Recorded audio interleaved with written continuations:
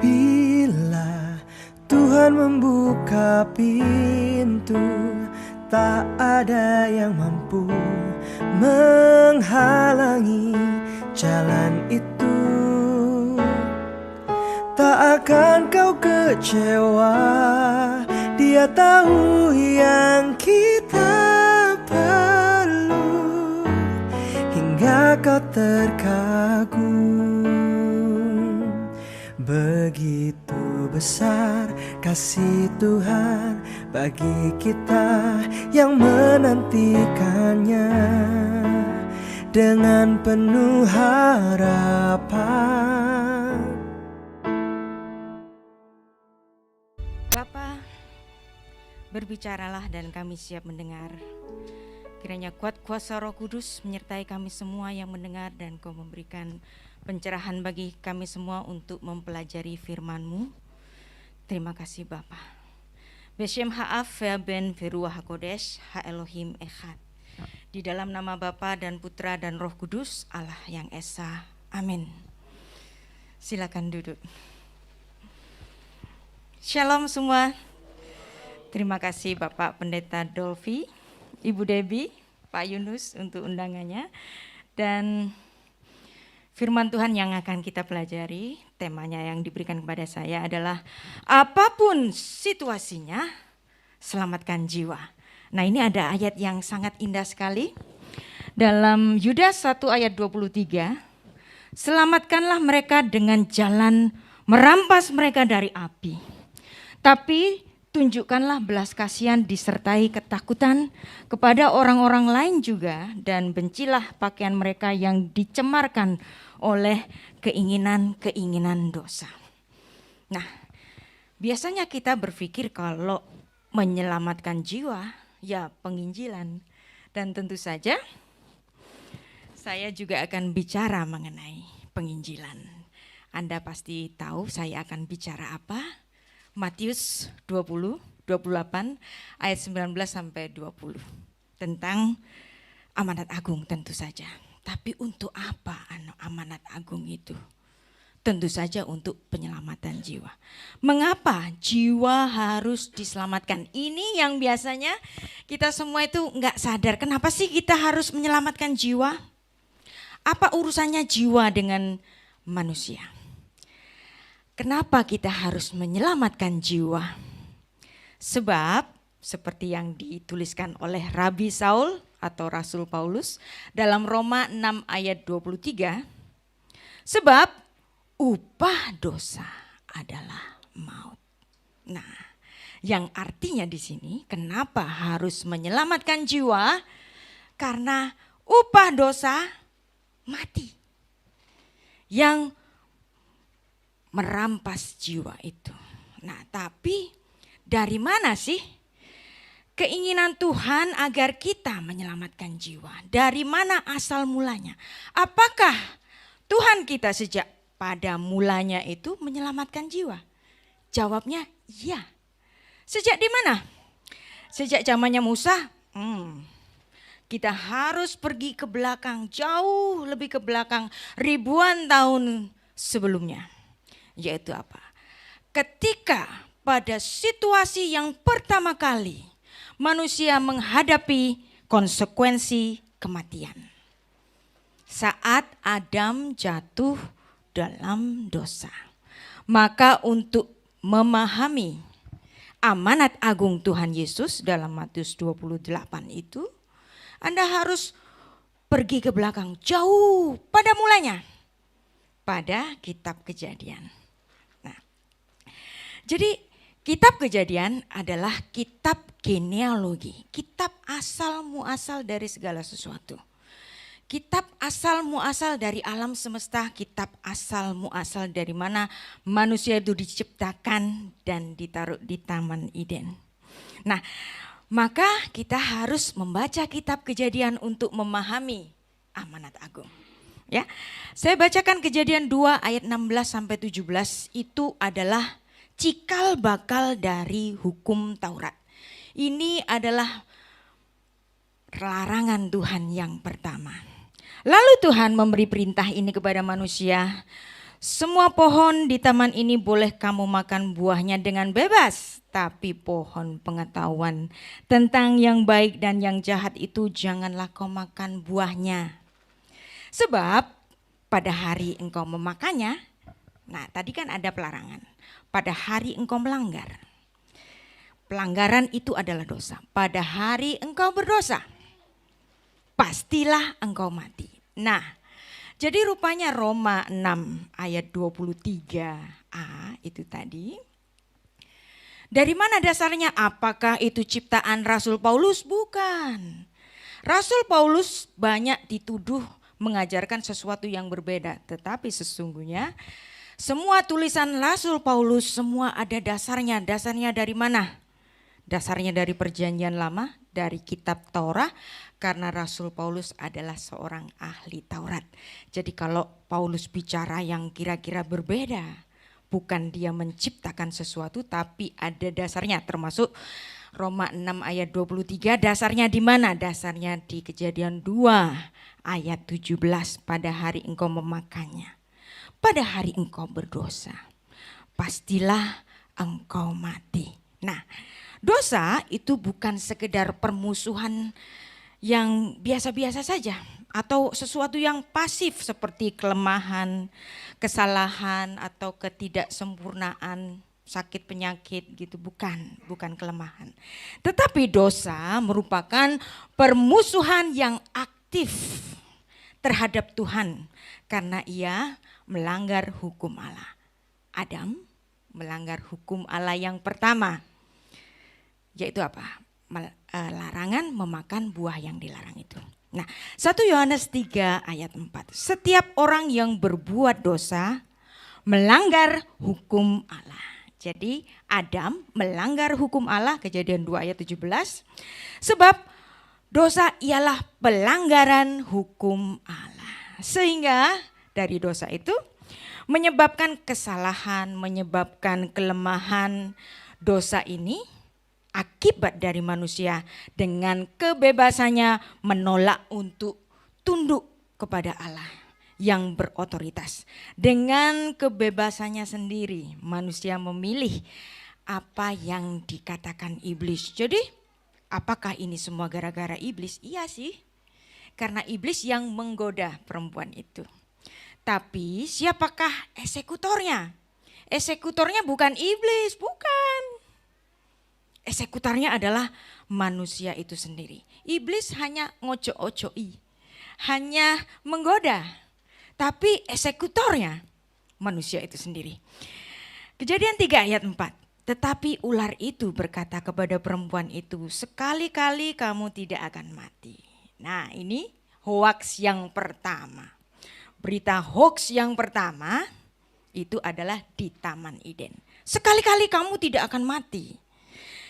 Nah, ini yang kedua, ayat kelima. Tetapi Allah mengetahui bahwa pada waktu engkau memakannya, matamu terbuka. Dan kamu akan menjadi seperti Allah. Menjadi seperti Allahnya apa? Tahu tentang baik dan yang jahat. Nah, di sini iblis bicara kebenaran. Karena memang Allah memiliki kemampuan untuk mengetahui yang baik dan yang jahat. Dalam hal ini iblis, betul ya, dia tidak memberikan berita hoaks. Tapi ada tendensi ke arah apa? Menjadi seperti Allah. Dan itulah yang menggoda manusia itu. Wow, asik deh kayaknya kalau seperti Allah. Aku bisa berkuasa dan aku menjadi seperti Allah. Dan ketika manusia ingin seperti Allah, itulah pemberontakan. Dan akhirnya dosa itu mengakibatkan pembenaran diri. Adam dicari. Adam, di mana kamu? Nah, sebelumnya Adam tahu ketika dia makan, betul seperti iblis tadi. Adam tahu dirinya telanjang, kemudian dia menyemat daun ara itu. Dan kemudian dia mendengar derap langkah Tuhan, derap langkah berjalan. Nah, Anda ingat-ingat derap langkah berjalan. Karena kata jalan ini akan saya pakai nanti sampai akhir pengajaran firman ini. Jadi ketika Allah berjalan-jalan, Adamnya jadi takut. Seharusnya Adam nggak takut kan karena dia sudah berpakaian, tetapi kan kenapa kok Adamnya itu takut? Nah, ketika Adam bersembunyi, Allah bertanya, Adam, di mana kamu? Nah, Alkitab ada banyak sekali lambang-lambang dan kita perlu menggalinya di situ. Bukankah Allah itu memiliki kemampuan maha tahu? Adam bersembunyi, tapi toh Allah bertanya, Adam, di mana kamu? Apakah Allah pura-pura tidak tahu? Bukan. Tetapi di situ adalah tangisan Allah yang pertama. Pada Kejadian pasal yang ke-6 ada juga dikatakan bahwa Allah itu menjadi sedih dan pilu melihat kejahatan manusia di bumi. Dan saat ini pula pada Kejadian pasal 3, pada kali pertama manusia itu jatuh di dalam dosa, Allah mencari manusia. Adam, di mana kamu? Tuhan tahu Adam sedang bersembunyi di situ. Tetapi Tuhan melihat seperti kalau kita gambarkan hubungan antara Allah dan manusia itu seperti ada gelombang yang menghubungkan. Ketika Adam berdosa, gelombang itu terhenti. Bayangkan kalau hari ini mungkin lebih bisa dibayangkan oleh kita. Seorang muda-mudi, laki-laki dan perempuan sedang pacaran LDR. Yang si gadis ada di Indonesia, pacarnya mungkin ada jauh di sana, mungkin di Korea atau di Amerika.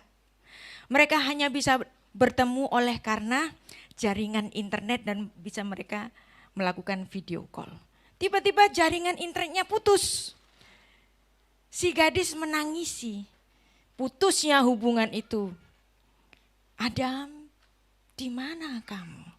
Si gadis tahu pacarnya ada di sana, tapi mereka tidak dapat berhubungan dan dia menangisi itu. Itulah yang dirasakan oleh Tuhan ketika manusia itu terputus hubungannya dengan Tuhan karena manusia berdosa. Allah yang Maha Kudus tidak dapat bertemu dengan manusia yang berdosa itu karena upah dosa adalah mati. Kenapa manusia harus mati? Karena dia melanggar hukum Allah yang pertama, jangan makan buah itu. Ternyata bukan sekedar tidak makan, jadi dosanya Adam bukan sekedar salah makan, bukan. Tetapi ingin seperti Allah. Itulah sebabnya kalau Anda belajar tentang hukum Taurat, tentang 10 hukum Tuhan yang ditulis dalam Keluaran pasal 20. Perintah pertama, jangan ada ilah-ilah asing, jangan menyebut namaku dengan sembarangan, jangan mencuri, jangan berzina dan seterusnya. Tetapi Anda lihat perintah ke-10 itu apa? Apa perintah ke-10? Jangan mengingini. Ya. Keluaran 20 ayat 17 kita baca. Jangan mengingini rumah sesamamu, jangan mengingini istrinya, jangan mengingini hambanya laki-laki atau hambanya perempuan, atau lembunya, keledainya, atau apapun yang dipunyai sesamamu. Ingin harta tetangga jadi mencuri, ingin harta tetangga jadi merampok, ingin istri tetangga jadi berzina. Semuanya berasal dari ingin. Manusia ingin seperti Allah dan disitulah pemberontakannya. Itulah kenapa jangan ingin ditaruh di yang terakhir. Biasanya hal yang terakhir sebagai penutup adalah hal yang terpenting. Karena disitulah mula dari dosanya Adam. Jadi dosa ini diakibatkan oleh manusia dengan kebebasannya sendiri. Dia berpikir dia bisa seperti Allah. Tetapi manusia itu terbujuk oleh si iblis itu. Nah, dalam bahasa Ibrani, dosa Adam ini disebut dengan kitset bintiot.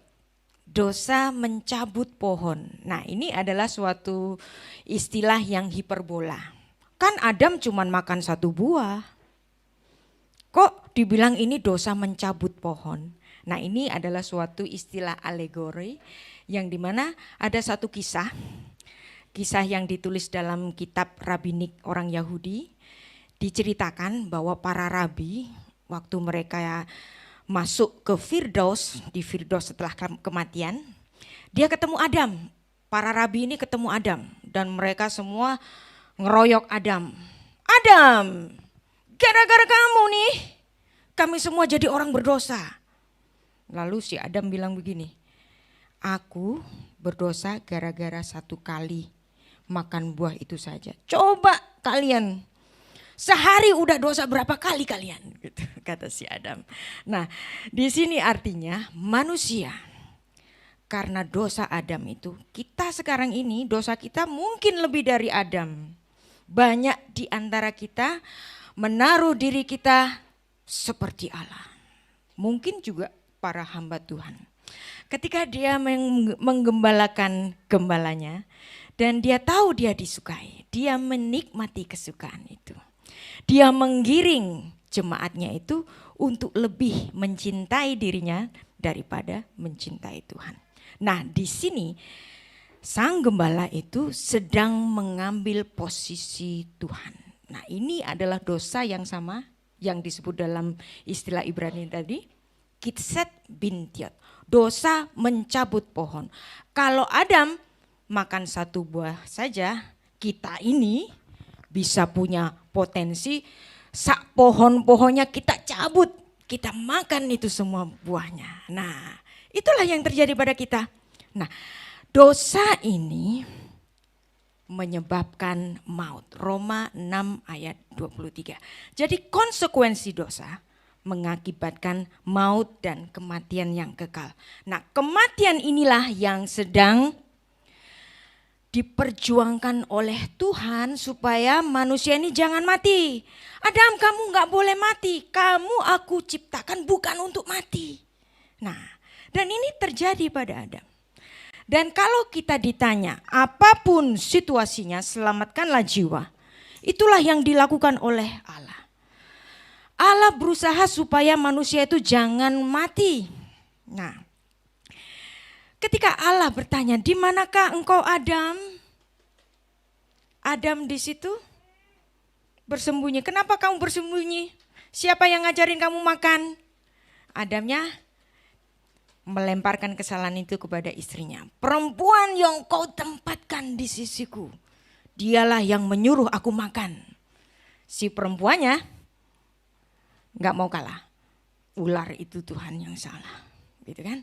Nah, ketika Adam menyalahkan istrinya, perempuan itu yang kau tempatkan di sisiku, apakah Adam ini hanya satu kali menyalahkan istrinya saja? Ternyata enggak, yang kau tempatkan di sisiku artinya apa? Adam menyalahkan Tuhan, ya kan? Inilah yang disebut dengan pemberontakan itu. Nah, ketika si perempuan itu merujuk kepada ular, ular enggak bisa nyalain siapa-siapa karena memang semuanya berasal dari dia. Maka Tuhan langsung bertindak, arur ata. Terkutuklah engkau ular. Itu di ayat yang ke-14. Dan di ayat yang ke-15 ini menarik sekali. So beautiful, yang dimana Kejadian 3 ayat 15 ini disebut oleh Bapak Gereja Irenaeus sebagai Injil yang pertama. Berita Injil yang pertama. Kita orang Kristen semuanya menganggap bahwa kitab Matius itu adalah kitab Injil yang pertama. Iya sih, di Perjanjian Baru. Tetapi berita Injil yang pertama menurut Bapak Gereja Irenaeus, siapa itu Irenaeus? Irenaeus adalah murid dari Polikarpus. Polikarpus adalah murid dari Rasul Yohanes. Rasul Yohanes adalah murid dari Yesus Kristus. Jadi Irenaeus gak jauh-jauh amat dari Tuhan Yesus dan pengajaran para rasul. Irenaeus mengatakan bahwa Kejadian 3 ayat 15 adalah Injil yang pertama. Dan itulah cocok dengan judul pengajaran firman hari ini. Apapun situasinya, selamatkanlah jiwa. Dan itulah yang difirmankan Allah dalam Kejadian 3 ayat 15. Dan Adam ini yang diciptakan dalam rupa dan gambar Allah. Betul-betul dia adalah seorang pemikir yang hebat. dia dapat mencerna firman Tuhan yang aneh ini. Anehnya di mana? Anda tadi harus melihat bahwa Kejadian 2 ayat 17, pada hari engkau memakannya pasti engkau mati. Pada hari engkau melanggar kamu pasti mati. Ya kan? Nah, tapi di ayat Kejadian 3 ayat 15 ini mengatakan demikian. Aku akan mengadakan permusuhan antara engkau dan perempuan ini, antara keturunanmu dan keturunannya. Wow. Di sini Adam kaget. Bagaimana mungkin Tuhan, di hari kematianku engkau mengatakan ada keturunan. Wow, so beautiful, so sweet. Tuhan, ini hari kematianku, tapi engkau bicara mengenai keturunan dari perempuan itu. Adam sangat pintar sekali. Artinya hari ini aku diampuni. Nah, keturunannya akan meremukkan kepalamu. Keturunan si perempuan itu akan meremukkan si ular tadi. Dan engkau akan meremukkan tumitnya. Nah, kita biasa bicara atau membaca firman ini dalam bahasa Indonesia ataupun dalam bahasa Inggris. Tumit, heel. Enggak ada hubungannya dengan kisah-kisah setelahnya. Tapi kalau Anda membaca ayat ini dalam bahasa Ibrani, Anda akan tahu ternyata ayat ini merujuk kepada nama Yakub. Berarti ayat ini adalah nubuat. Ya, dan nubuat ini terjadi ribuan tahun sebelum Yakub itu lahir. Ya, Ve'eva asid. Dan permusuhan berdarah benha uven haisa, antara engkau dan perempuan ini. Uven zar'aha, uven zar'ah, antara keturunanmu dan keturunannya, keturunan si perempuan itu. Hu yeshufecha rosh, dia akan meremukkan kepalamu. Ve'ata, dan engkau teshufenu akef, dan engkau akan meremukkan akef. Nah, akef ini adalah akar kata dari nama Yakub. Jadi Tuhan sudah menyebut nama Yakub secara perlambangan di Taman Eden. Dan disitulah Tuhan sudah merencanakan bahwa dosa gara-gara satu Adam itu akan dibereskan oleh Adam yang akhir. Dan itu ada di dalam tulisan Rabi Saul juga. Nah, manusia diciptakan dari tanah. Kejadian 2 ayat 7. Ketika itulah Allah membentuk manusia itu dari debu. Debu itu afar. Afar itu dari mana? Afar min ha'adama. Afar yang dari tanah. Debu yang dari tanah. Dan menghembuskan nafas hidup ke dalam hidungnya. Demikianlah manusia itu menjadi makhluk yang hidup. Fayitzer Adonai Elohim et ha'adam afar min ha'adama. Manusia itu dibentuk dari debu tanah.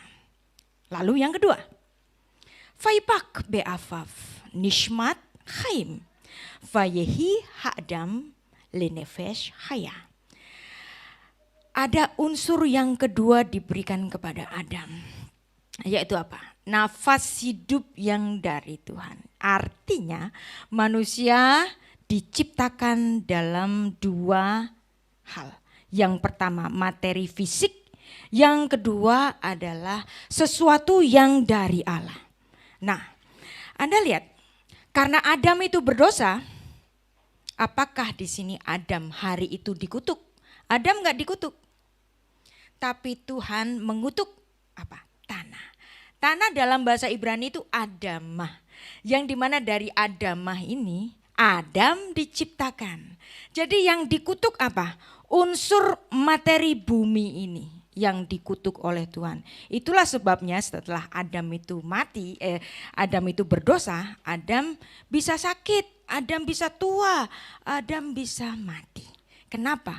Karena ada unsur Adamah yang dikutuk oleh Tuhan. Ini dituliskan dalam Kejadian 3 ayat 17 kita baca. Lalu firman-Nya kepada manusia itu, karena engkau mendengarkan perkataan istrimu dan memakan dari buah pohon yang telah kuperintahkan kepadamu jangan makan daripadanya, maka terkutuklah Adama, terkutuklah tanah, karena engkau dengan bersusah payah engkau akan mencari rezekimu dari tanah seumur hidupmu. Dan sejak saat ini manusia yang berdosa, dia tunduk dalam kematian fisik, yang dimana unsur fisiknya berasal dari tanah. Tanahnya dikutuk oleh Tuhan. Tapi apakah jiwanya dikutuk oleh Tuhan? Tidak. Jadi apapun resikonya, selamatkan jiwa. Tuhan menyelamatkan jiwa Adam sejak pada mulanya. Memang manusia itu dengan dosanya itu dia mendapatkan konsekuensi sakit, penyakit, jadi tua dan akhirnya mati. Tapi di situ Adam mensyukuri. Tadi Tuhan menjanjikan ada keturunan yang dari rahim perempuan. Nah, kata rahim dan rahmat adalah berasal dari kata yang sama. Dan kata ini kita serap dari bahasa Arab. Nah, bahasa Arab dan bahasa Ibrani adalah bahasa yang serumpun. Nah, rahamim yang penuh rahmat, Allah itu rahamim. El rahum fekhanun, Allah yang penuh rahmat, Allah yang rahmani. Allah yang rahmat ini ada hubungannya dengan rahim. Jadi rahim perempuan yang dimana Adam itu melihat dari rahim perempuan akan lahir keturunan. Itu oleh karena kasih Tuhan yang membiarkan Adam beranak pinak untuk meneruskan berkat yang sudah difirmankan Tuhan dalam Kejadian 1 ayat 28. Beranak pinaklah dan penuhlah bumi, itu tidak dicabut oleh Tuhan. Tuhan tetap menginginkan manusia itu beranak pinak dan memenuhi bumi. Itulah sebabnya rahmat Tuhan berhubungan dengan rahim perempuan. Nah, karena di sini kemudian Adam menamakan istrinya Hawa. Kalau Anda membaca kitab Kejadian dari pasal 1 sampai pasal ketiga ayat 19, perempuan tidak pernah disebut dengan nama Hawa. Hanya disebut dengan perempuan, bahasa Ibraninya itu manusia betina. Nah, kalau Adam disebut dengan Ish, manusia jantan. Ish. Perempuan diciptakan dari laki-laki, maka dia disebut dengan Isya. Isya. Isya berasal dari Ish. Nah, dia nggak pernah punya nama sebelumnya. Dia tidak seperti Adam yang sudah punya nama Adam. Tapi Hawa baru ada muncul sebagai nama dari perempuan itu dalam Kejadian 3 ayat 20. Siapa yang ngasih nama? Tuhan? Bukan. Yang ngasih nama adalah suaminya. Itu adalah bentuk syukur dari Adam. Tuhan, pada hari kematianku, Engkau menjanjikan keturunan dari rahim perempuan itu. Maka aku namakan perempuan itu Hawa. Karena dari perempuan betina itu akan menjadi ibu dari segala yang hidup. Nah, kita baca ayatnya karena ayat ini indah sekali. Dan ini menunjukkan bahwa Adam adalah seorang pemikir yang pertama. Dia seorang filsuf yang pertama yang dapat menerjemahkan firman Tuhan proto-evangelium Kejadian 3 ayat 15 tadi. Dan kemudian dia mensyukurinya dengan Kejadian 3 ayat 20. Manusia itu, Adam itu, memberi nama Hawa kepada istrinya. Jadi yang ngasih nama jelas suaminya. Kenapa kok dikasih nama Hawa? Hawa dalam bahasa Ibrani. Sebab dialah yang menjadi ibu dari semua yang hidup. Nah, ini ayat yang cantik juga, Kejadian 3 ayat 21 kita sambung. Dan Tuhan Allah membuat pakaian dari kulit binatang untuk manusia dan istrinya itu dan mengenakannya kepada mereka. Nah, ini menjadi suatu tatanan kenapa nanti Musa mengharuskan Bani Israel kalau beribadah harus mempersembahkan korban yang berdarah. Karena di sini seperti yang diungkapkan oleh Rasul Paulus tadi, upah dosa adalah mati. Supaya manusia itu enggak mati, ada kematian substitusi, kematian tukar guling. Jadi Tuhan mengadakan tukar guling kematian yang pertama dengan kematian apa? Dilambangkan dengan kematian binatang. Di mana? Di Taman Eden. Jadi bukan di Mesir, bukan di Kanaan, bukan di Haran. Tetapi sejak pada mulanya di Taman Eden. Dan itu menjadi suatu perlambangan kenapa? Orang-orang Israel kalau beribadah itu harus mempersembahkan kambing domba binatang yang berdarah. Karena ini adalah suatu ketetapan yang ditetapkan oleh Tuhan sejak pada mulanya di Taman Eden, yang dimana Tuhan itu telah menggantikan perlambangan kematian yang pertama, mati dibayar mati, dan itu merupakan suatu tipologi kematian yang pertama yang harus digenapi. Pengenapannya kapan? Pengenapannya ketika Allah itu harus inkarnasi ke bumi, Tuhan terikat dengan hukumnya sendiri, upah dosa adalah mati. Kalau manusia itu yang dibiarkan berdosa, ya sudah selesai. Tuhan, tangisan Tuhan gak ada artinya. Adam, di mana kamu? Nangis tok, tapi gak nyelamatin. Cara Tuhan menyelamatkannya adalah dia harus menghisap dari konsekuensi kematian itu. Itulah sebabnya Allah itu harus inkarnasi ke bumi, lahir sebagai bayi, mati di kayu salib, dan ketika mati di kayu salib, apa yang dikatakan oleh Tuhan Yesus? Tetelestai. Nah, tetelestai itu bahasa Yunani. Yesus kan bukan orang Yunani. Yunani itu bahasanya kaum Yafet, tapi Yesus kan orang Semit. Jadi Yesus pasti bicara dalam bahasa Semit. Kalau nggak bahasa Ibrani, dia ngomong dengan bahasa Aram. Perhatikan, bayangkan kata tetelestai itu disebut oleh Yesus yang orang Yahudi di kayu salib. Nah, kalau kita membaca terjemahan ayat tetelestai itu ke dalam bahasa Ibrani, Yesus berkata nishlam. Kata nishlam adalah bentuk pasif dari kata shalom.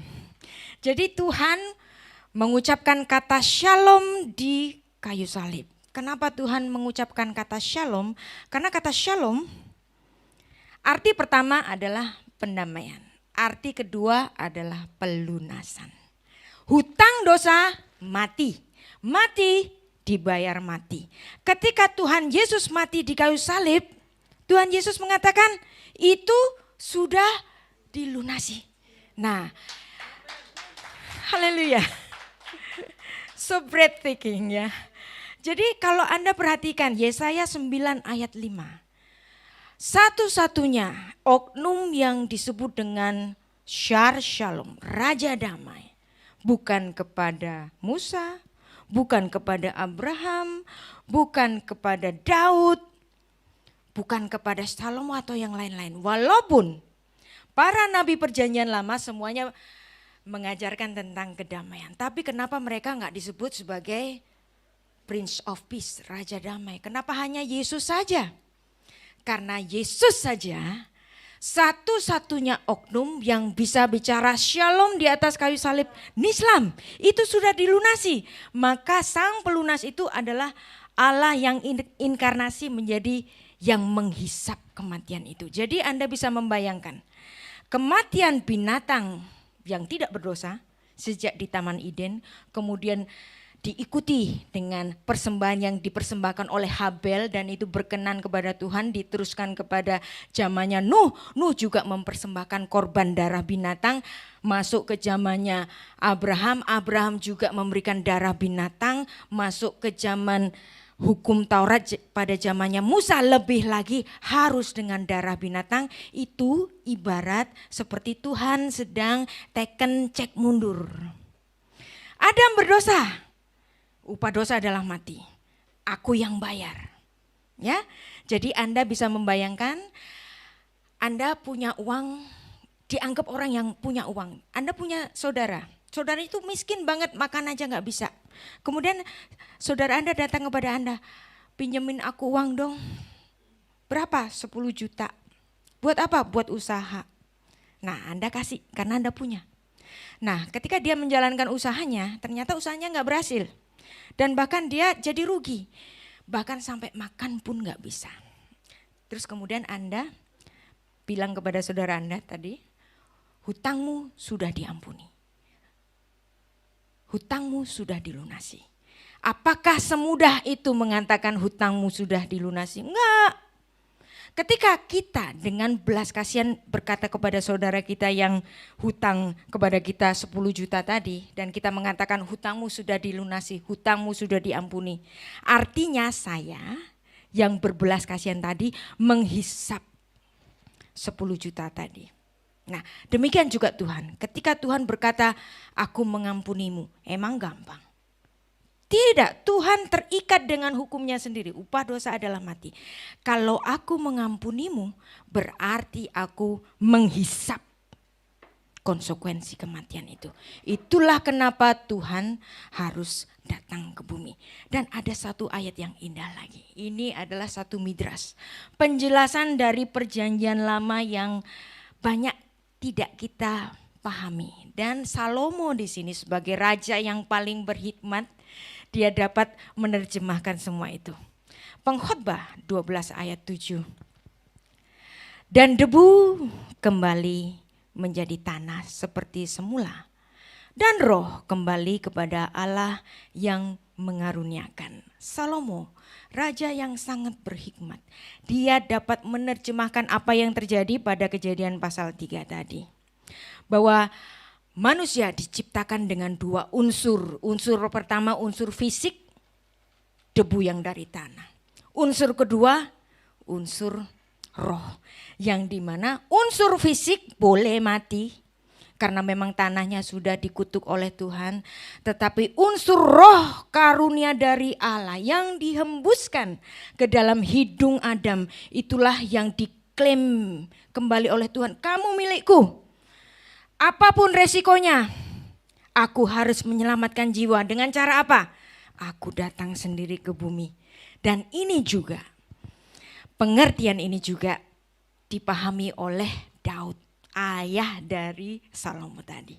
Apa yang terjadi pada kakaknya si Salomo? Kakak Salomo ketika masih bayi, dia sakit-sakitan. Dan kemudian Daud di situ, dia sangat bersedih dan dia tahu sakitnya anaknya itu, dia pikir itu adalah dosa dari bapaknya. Tuhan, gak adil kalau anak ini harus sakit dan mati. Yang salah itu aku, bukan anak ini. Sembuhkanlah. Tapi Tuhan gak jawab doanya si Daud. Anak itu tetap mati. Dan ketika anak itu mati, Daud langsung mandi. Dia tidak berlumurkan debu, dia pakai baju. Dan dia berkata apa dalam 2 Samuel 12 ayat 23? Persis seperti yang dikatakan oleh Pengkhotbah 12 ayat 7. Tapi sekarang anak itu mati. Mengapa aku harus berpuasa? Dapatkah aku menghidupkannya kembali? Aku yang akan pergi kepadanya, tetapi dia tidak akan kembali kepadaku. Unsur debu tidak akan kembali kepadaku, kata Daud. Tapi nanti aku, karena aku memiliki unsur Allah, memiliki roh yang dihembuskan dari Allah, maka nanti aku yang akan datang kepadanya.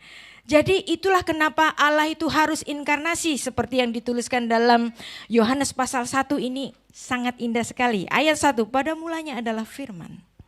Firman itu bersama-sama dengan Allah dan firman itu adalah Allah. Loncat ke ayat 14, firman itu telah menjadi manusia, diam di antara kita dan kita telah melihat kemuliaannya, yaitu kemuliaan yang diberikan kepadanya sebagai anak tunggal Bapa, penuh kasih karunia dan kebenaran. Ayat ini dijelaskan dengan apik sekali juga oleh Rasul Paulus dalam 1 Timotius 3 ayat 16, sesungguhnya agunglah ibadah kita, dia yang telah menyatakan dirinya dalam rupa manusia. Nah, kata rupa manusia ini dalam bahasa Yunaninya itu ensargi.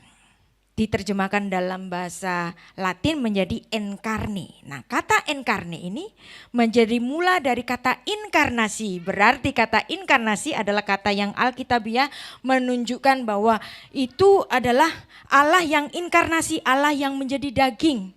Kenapa Allah harus menjadi daging? Karena kasihnya. Yohanes 3 ayat 16, karena begitu besar kasih Allah akan dunia ini, sehingga ia mengaruniakan anaknya yang tunggal supaya setiap orang yang percaya kepadanya jangan binasa. Kenapa? Melainkan memperoleh hidup yang kekal. Supaya manusia jiwanya jangan binasa, Allah harus menghisap kematian itu. Nah, itulah sebabnya dalam ayat-ayat banyak sekali di kitab Injil Yohanes, misalnya salah satunya saya ambil dalam Yohanes 11 ayat 25 sampai 26. Nah, kita banyak baca ayat ya. Dan ini membuktikan Allah kita yang Maha Kasih itu.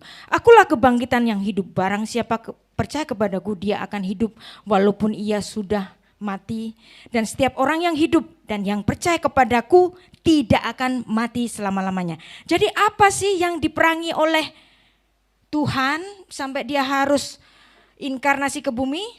Memerangi kematian dengan cara menghisap kematian itu. Jadi apapun situasinya, selamatkan jiwa.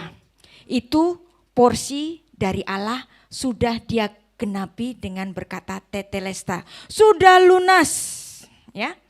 Tetapi kemudian ada satu tugas yang diberikan kepada kita semua.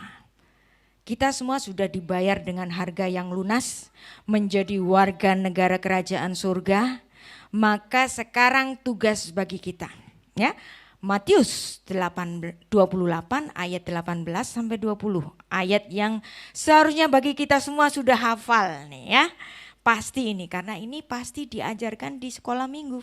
Dan saya yakin sampai hari ini Anda tahu ayat ini. Tapi kita baca supaya kita lebih mantap untuk memahaminya hari ini.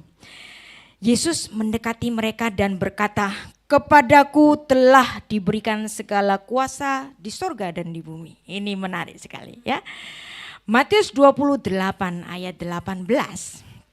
Tuhan Yesus sebelum memberikan perintahnya, dia menunjukkan posisinya dulu ya. Pangkatmu apa? Nyuruh-nyuruh.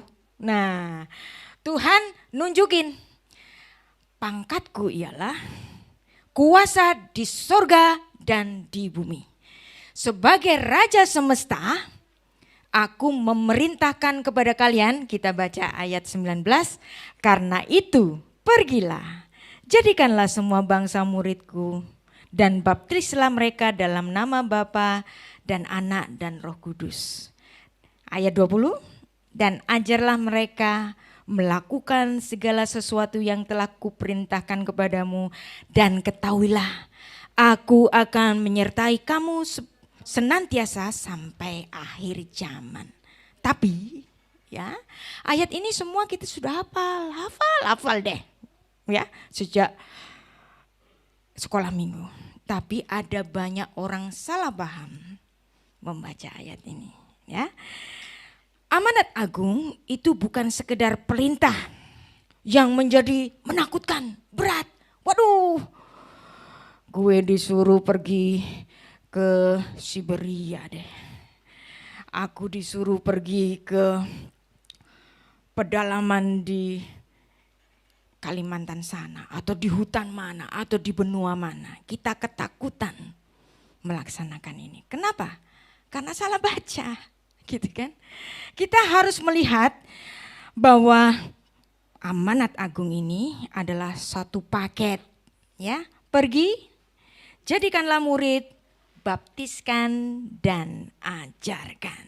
Nah, yang terakhir ajarkannya ini biasanya dirupakan. Biasanya orang jadi berbangga, gue nih perjalanan penginjilan sampai di pedalaman di Papua sana sudah membaptis 500 orang. Terus pulang ke Jawa. Senang gitu. Padahal enggak. Bukan sekedar membaptis, tapi apa? mengajarkan, menjadikan murid. Jadi ada kontinuitas. Jadi penginjilan itu bukan hit and run. Ya. Misalnya orang menobatkan seorang agama lain. Dibawa kemana-mana, ini sudah gua tobatin nih. Bersaksi di gereja A, di gereja B, di stadion, di KKR. Tapi si yang menobatkan tadi lupa untuk mengajarkan dia. Kenapa? Karena dia mantan artis sih. Karena dia mantan pelawak. Dia mantan pejabat besar. Dibawa kemana-mana tanpa dimuridkan dulu. Akhirnya kesaksiannya ngaco deh. Nah, itulah yang terjadi. Kenapa? Karena amanat agung ini dipandang dalam konteks menobatkan sampai dibaptis. Enggak sampai di situ, tapi menjadikan murid, mengajarkan terus-terusan. Nah, jadi ketika Anda mendapatkan atau membaca ayat ini, Anda harus melihat satu paket. Pergi, jadikanlah murid, baptiskan dan ajarkan. Jadi seandainya Anda misalnya ada di tempat ini gak bisa kemana-mana, terus Anda sedih, aduh aku gak bisa melaksanakan amanat agung. Ada satu lagi ayat ini kalau dibaca dalam mindset Ibrani. Anda harus melihat bahwa Yesus itu bukan orang bule. Yesus bukan orang Eropa, Yesus bukan orang Indonesia. Dan kita membaca Alkitab kita, Alkitab yang sudah diterjemahkan. Nah, kita harus melihat bagaimana ketika Yesus itu berkata, pergilah. Nah, dalam bahasa Ibrani, kita membayangkan Yesus orang Ibrani, orang Yahudi. Kata pergilah itu dikatakan dengan Yesus dalam bentuk imperatif, lehu. Nah, kata lehu itu berjalanlah. Nah, kalau kita ingat kata tadi saya bicara tentang berjalan, ini merujuk kepada satu tatanan yang terjadi sejak mulanya. Panggilan Tuhan kepada Abraham itu apa? Pergi, pergilah. Ya. Dan itu dituliskan dalam Alkitab kita itu dengan lecha, jalan, berjalanlah. Nah, kata lehu yang diucapkan Yesus itu berasal dari kata yang sama, yaitu halak. Anda pernah mendengar kata halakah dalam bahasa Ibrani, yang dimana halakah itu adalah hukum yang harus dijalani oleh orang Yahudi. Jadi di sini Tuhan Yesus sedang menetapkan suatu halakah baru. Engkau berjalanlah bersamaku. Walking around with me. Pergi untuk apa? Menjalankan perintahku, menjalankan hukumku. Hukum apa? Yang sudah disarikan oleh Tuhan Yesus menjadi dua hukum saja, kasihlah Tuhan dan kasihlah manusia. Ya. Nah, di sini Tuhan Yesus mengatakan berjalanlah kepadaku. Nah, ini juga dibaca oleh Rasul Paulus dalam Kolose 2 ayat 6, dan di mana di ayat ini ada satu lagu yang diciptakan oleh John Newton, Walking with Jesus. Nah, kita semua memikirkannya jalan-jalan dengan Yesus, bukan. Tapi ini adalah halakah yang dimana jalan bersama dengan Yesus itu adalah berjalan dengan satu hukum yang sudah ditetapkan oleh Yesus. Ini amanat agung, tidak hanya pergi keluar pulau, tidak hanya pergi ke benua yang lain. Memang ayat ini juga berarti pergi ke tempat yang lain, tetapi ada arti kedua, yaitu walking around with, hidup, berjalan, menjalankan firman Tuhan. Jadi ketika kita bernyanyi, jalan serta Yesus, jalan sertanya setiap hari, jalan serta Yesus selamanya, jalan dalam suka, jalan dalam duka, jalan sertanya setiap hari, jalan serta Yesus selamanya. Bukan cuma jalan-jalan biasa, bapak-bapak, ibu-ibu, menjalankan hukumnya. Nah, jadi ada proses kontinuitas dari seorang yang telah mengajarkan Kristus dan kemudian membuat orang itu dibaptis, kemudian menjadi guru bagi orang petobat baru itu dan mengajarkan dari semua yang diteladankan Tuhan dan para rasul kepada kita. Nah, banyak orang khotbah mengajari orang, tapi banyak juga orang yang berkhotbah itu tidak menjalani apa yang dikhotbahkannya. Nah, ini artinya lagu tadi nggak berlaku, jalan serta Yesus. Nah, misalnya banyak sekali orang menjadi pengkhotbah terkenal terus jadi sombong deh. Artinya di situ dia sedang membuang Yesus, meninggalkan Yesus. Dia berjalan sendiri, tidak bersama dengan Yesus. Karena kalau dia berjalan dengan Yesus, tentu saja dia mengedepankan Tuhan. Ketika misalnya Bapak Pendeta di depan ini, ada perempuan yang cantik di sana. Nah, ketika dia mengingini perempuan yang itu, dia meninggalkan Yesus yang ada di sebelahnya, dia nggak jalan dengan Yesus. Nah, ketika ada tetangga memiliki mobil baru, mata kita tertuju di sana, kita meninggalkan Yesus, tidak berjalan dengan Yesus. Pikiran kita ada di sana, yang artinya lagu ini nggak berlaku bagi kita. Ketika kita berjalan dengan Yesus, bukan KTP kita tetap Kristen, enggak dong, ya. Tetapi kita menjalankan hukum yang ditetapkan oleh Yesus. Jadi, apapun situasinya, selamatkan jiwa, bukan sekedar membaptis. Setelah itu sudah enggak, ya. Jadi jangan ada orang berbangga telah menyebabkan orang dibaptis 500 orang, tapi kemudian dia membawa jatuh 1000 orang setelahnya untuk menjadi menyembah kepada dirinya sendiri, untuk mengkultuskan dirinya sendiri. Banyak loh hamba-hamba Tuhan seperti ini, sudah membaptis 500, menjadikan orang sesat 1000, 5000, 10.000. Apakah gunanya? Nah, jadi menginjil sekaligus memuridkan. Jadi pergilah, ketika Tuhan Yesus berkatalah, itu artinya you go walking around with me. Jadikanlah murid, baptiskan, ajarkan. Dan itu adalah sesuatu yang kontinuitas. Dan ini adalah beban Anda, saya dan semuanya. Mungkin Anda gak sempat, gak ada waktu, atau gak mungkin pergi ke tempat lain. Tetapi penginjilan Anda adalah ketika Anda memuridkan, membawa orang-orang melihat siapa sih ini orang Kristen kok aneh banget. Diajak korupsi kok gak mau. Nah, di situ Anda sedang memuridkan orang-orang di kantor Anda. Mungkin dia beragama lain, di situ Anda sedang memuridkan. Anda menampakkan wajah Kristus di situ, Anda sudah melaksanakan amanat agung itu. Kiranya firman ini menjadi berkat bagi kita semua. Kita berdoa. Bapa Surgawi, terima kasih. Engkau mengajarkan kepada kami untuk berjalan serta dengan Engkau. Tuhan, seret kami ketika kami melupakan Engkau. Tuhan, jangan biarkan kami meninggalkan Engkau. Tapi Tuhan, besertalah, jalan bersama kami untuk kami tetap menjalankan apa yang Kau firmankan. Terima kasih Tuhan. Selebihnya Tuhan, kami mohon Roh Kudus-Mu menyertai kami semua, mengajar kami hari demi hari. Beshem ha'af ve'aben ve'ruah kodesh ha Elohim echad, di dalam nama Bapa dan Putra dan Roh Kudus Allah yang Esa.